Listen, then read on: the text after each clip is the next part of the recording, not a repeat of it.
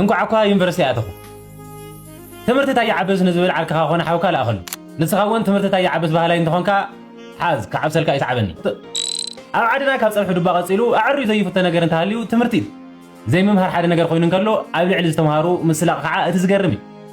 ትምህርት የድልን ኢሎም ዝጭርሑ ሰባት ካብ ዘልዕልዋ ነጥቢ ዝተምሃሮ ወይ በፂሖም እትብል ቀሽም መሸማቃቂት ምኽንያት እንትትኸውን ዝተምሃሮ ወይ ከም ዝበፅሑ ሓቢርና ንርአ ካብ መሰረታዊ መጽናዕታት ንጀምር ቁፅሪ 1 ወንጀል ወይ ድማ ገበን ብ2021 IFS ዝተባህለ ትካል ብዝሕተሞ መጽናዕት መሰረት 92.7 ዝኾኑ ከበድቲ ገበናት ዝፈጸሙ ዩኒቨርሲቲ ብዘይጣዕሙ ውልቀ ሰባት እንትትኸውን 6.5% ዲግሪ ብዘለዎምን እቲ ዝተረፈ 0.8% ድማ ማስተርስን ልዕሊኡን ብዘለዎም ዝተፈጸሙ እዮም እዚ መጽናዕት ኣብ ዓድና እውን ሰርሕ ምዃኑ ንምርግጋጽ ስልኪ ንምውሳድ ኢሉ ክሳድካ ብኻራ ወጊኡ ኣብ መንገዲ ዝፍግመካ ዘሎን ፀብሒ ጨዋ ብዙሕ ኸሊሉ ሰወይቱ ካብ ዝቐተልን ጀሚርካ ምርኣይ ይከኣል መቸስ ሃንግ ዝገብር ዶክተር ኢና ይንፈልጥ ኣብዚ ዝተምሃረ ሰብ እንታይ ትሪፉ እንተልካኒ ሕልና ወይ ድማ ሞራል ዝበሃል ይብለካ ካልኣይ ገንዘብ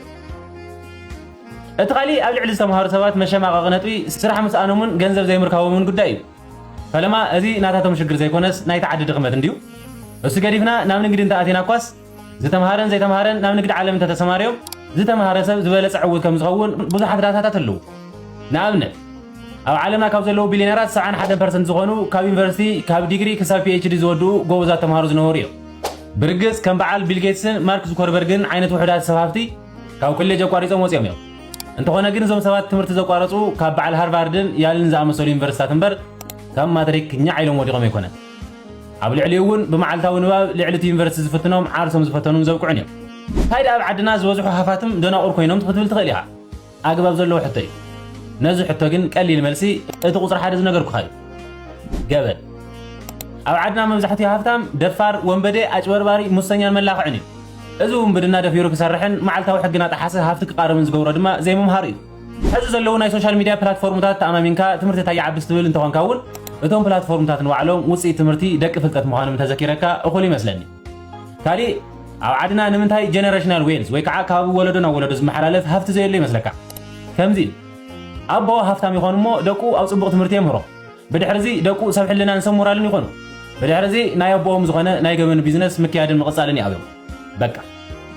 ዝተምሃረ ሓይሊ ሰብ ምንኣስ ካብ ፖለቲካዊ ምርግጋዕ ካብ ምንካይ ድኽነት ካብ ምህዞ ስራሕ ፈጣራይነትን ካልእ ብዙሕ ንላዕሊ ምስ ዘለናዮ ዓዘቕቲ ኩናት ድኽነት ድንቁርናን ብብዙሕ መጽናዕቲ ሓጊዝካ ምርዳእ ይካል ብሓፂሩ ግን ትምህርቲ እንታይ ይዓብስ ዝብለካ ነጋዳይ ሒሳቡ ዘስርሖ ብዝተምሃረ ኣካውንታንት እዩ እንተኸሰስ ተኸራኺሩ ንብረቱ ዘምልስ ብዝተምሃረ ጠበቓ እዩ ህንፁ ዘስርሖ ብዝተምሃረ ኢንጂነር እዩ ሓሚሙ ዝሕከም ብዝተምሃረ ዶክተር እዩ ካብዚ ሓሊፉ ንውላዳ ጽንዕና ባለ ዝጭቕጭቖን ኣሎ ብዝተባሃለ ኢንተርናሽናል ስኩል ሰዲዱ ዘምህሮን እዚ ሃፍታም እዚ እዩ ባይዘወ ሃፍታም ዝበሃል ኩሉ ኣብ ናይ ደቁ ናይ ትምህርቲ ጉዳይ ቀልደ ይፈልጥ ብጣዕሚ ስሬስ እዩ ስለዚ ናይ ዘለናሉ ዓድን መንግስትን ፀገም እምበር ትምህርቲ ወሳኒ ነገር ምዃኑ ኣፀቢቑ ይፈልጥን ይርዳእን እዩ ማለት እዩ ስለዚ እንታይ ክብለካ ኢለ ዘይምምሃር እየኹርዕን እንኳዕ ዩኒቨርሲቲ ኣይትኹ ኣይተምሃርኩ ይትብል ድንቁርና ገይፆ ይትኹል ናትና ያላፈወርቅ በአምሓርኛ ካብ ዝፀሓፉን ናብ ትግርኛ ተርጊመን ናይ ባዕለይ ዝተወሰነ ወሲኸን ዘቕረብኩ ወይ ነይሩ ሰላም ፈቅዱ መልሲ